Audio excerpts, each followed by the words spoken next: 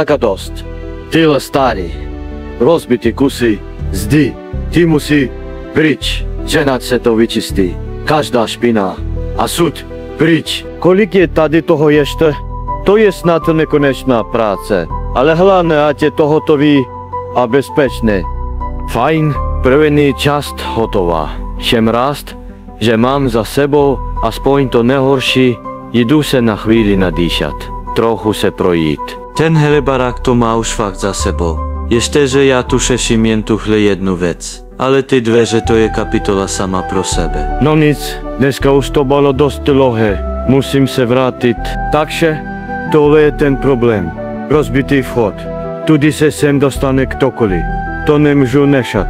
Můj úkol sice končí u zdi, ale bezpečnost je na prvním místě. Musím ten vchod provizorně zabezpečit, dokud to neopraví pořádně. Teď to vezmu starou desku, tamhle ten pěkně to utesnit. Sice to není estetiké, ale nikdo se sem noci nedostane. Hotovo, bylo to zabarikované. Žádný nezvaný host se do paneláku v noci nedostane. Dnešní směna je u konce. Po dnešek padla, ze dny končí, zítra našledanou.